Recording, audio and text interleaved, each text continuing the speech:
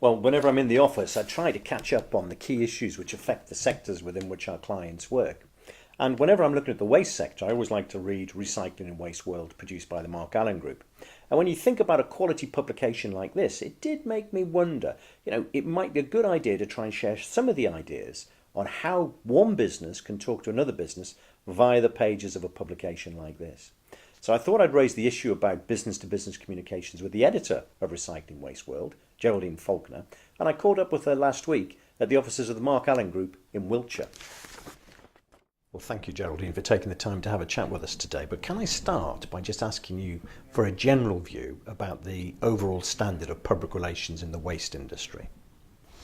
Ooh, that's a hot potato, Paul. And one I'm glad you asked me because, quite frankly, it's not brilliant. I think the overriding impression is that whoever is sending me amongst the sort of 100 odd, and the emphasis on odd emails press releases that I get, they have never bothered to look at Recycling and Waste World. They haven't even gone on our website to see the topics that we like to tackle. Surely you might have had the situation where you've actually had a good story, but it's actually been poorly presented. Have you had one of those recently? Oh gosh, yes, I get that quite a bit, and normally I just read the first paragraph of every press release, but if I go through it with a little bit more attention, and if I do find something, as you say, tucked away at the bottom of it, and I think, oh, well, this firm clearly has got a story to tell, but a lot of people, the companies themselves, obviously think that by undertaking this themselves they're going to save a lot of money, but in the long run they're not saving money at all because they're missing out on great opportunities. Well, you mentioned before that you get about 100 press releases a week. I mean, roughly speaking, how much time can you actually give to each press release that you receive?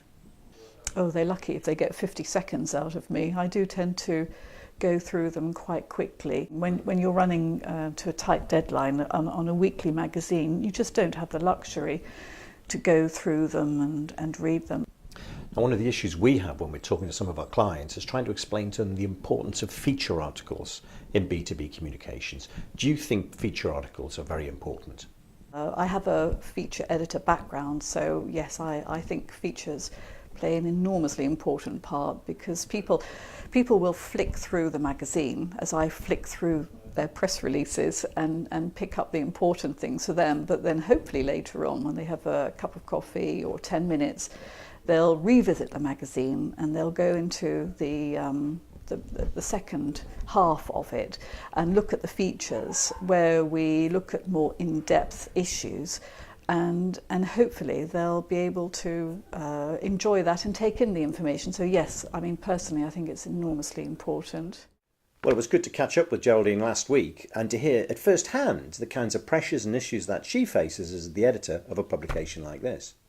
But I suppose for me there were two key things that came across. I think the first one was the level of importance that can be given to feature articles as a tool to get lots of messages across to potential customers. And secondly, to make sure that it's actually appropriate for the publication that you're targeting. And it really did make me think that perhaps in the next video we'll spend a bit of time going into much more detail about how you should actually improve business-to-business communications within this sector and indeed any industrial sector.